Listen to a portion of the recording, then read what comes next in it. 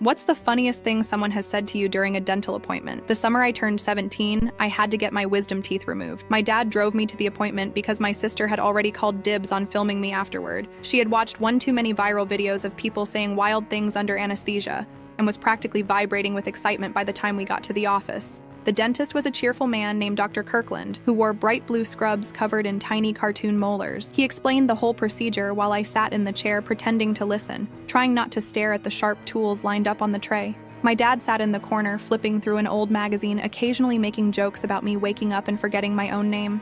My sister sat right beside me, phone already aimed and recording before the IV even went in. The last thing I remember before the anesthesia hit was Dr. Kirkland saying, "You're going to feel a little sleepy now." The room blurred, spun once, then blinked out. When I came to, I was in a different room with gauze stuffed in my cheeks and a plastic cup of water half full on the tray beside me. My dad stood at the foot of the bed, clearly trying not to laugh. My sister was filming, whispering something like, "It's happening.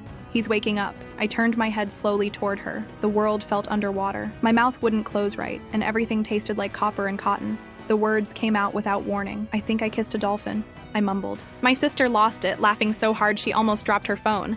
My dad just said, "Yep, here we go." I sat up suddenly, wide-eyed, and pointed to the window. "Is that the portal?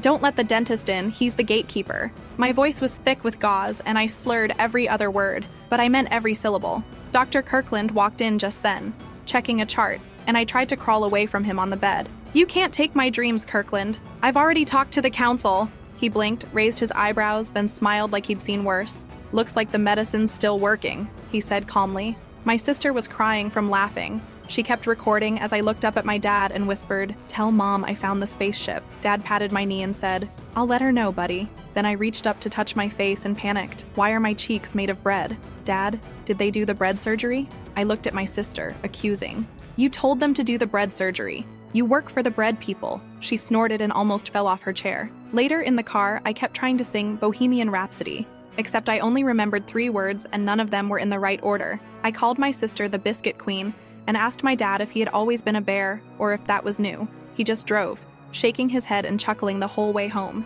That night, my sister edited the footage into a short video with dramatic music and subtitles. It made its way around school, and for a week, people kept calling me Breadface. My dentist even asked for a copy to show other nervous patients. He said it was a good reminder that things didn't have to be scary to be important, but the line that stuck the most was the first thing I said when I woke up. "I think I kissed a dolphin." No one ever let me forget it.